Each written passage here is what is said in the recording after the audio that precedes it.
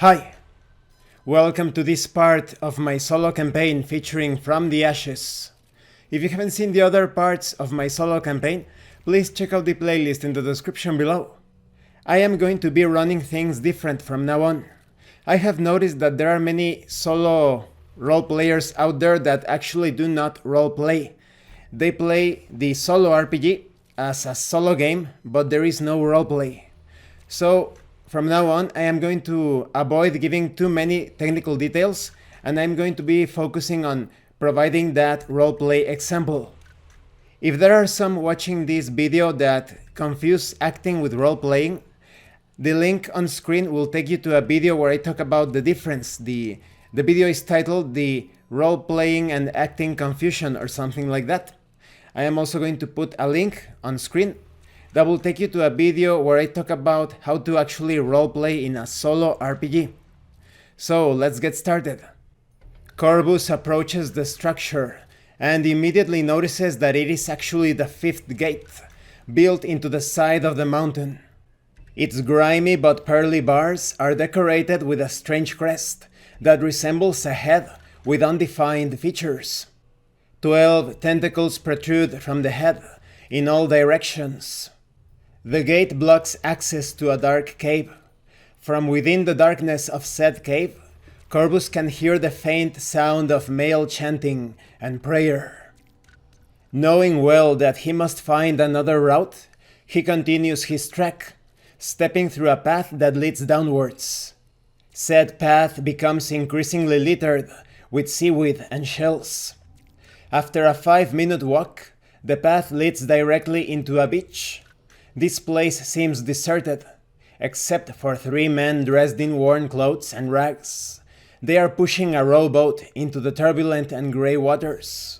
One of them spots Corvus and yells, "Hurry up, we need to live!" I used the Mythic Game Master Emulator 2nd edition, rolling on the character conversations table, and I obtained the result of macabre. There's a macabre aspect to those waters. I prefer to remain ashore. The man does not answer back, as he and the other 2 get on the rowboat and begin their trip towards a large ship that is barely visible offshore. Not far from it, another ship approaches. Several minutes later, once the rowboat reaches the first large ship that Corvus spotted, a terrible battle begins between the 2 larger vessels.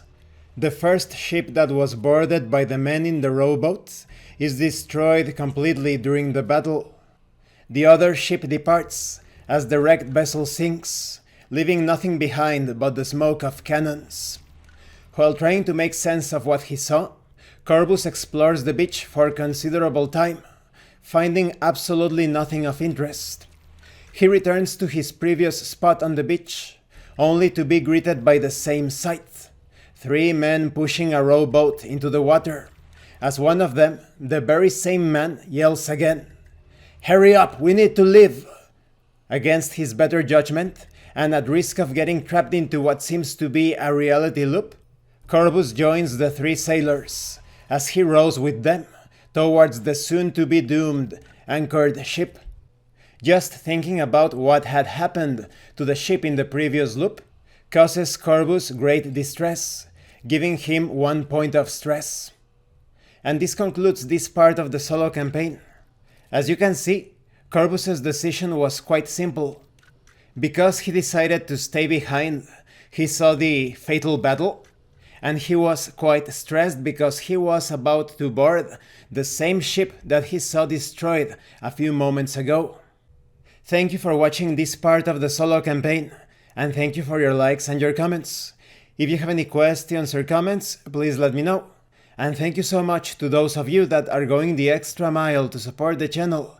If anyone else wishes to further support the channel, the information on how to do that will be in the description below. Once again, thank you, and see you later.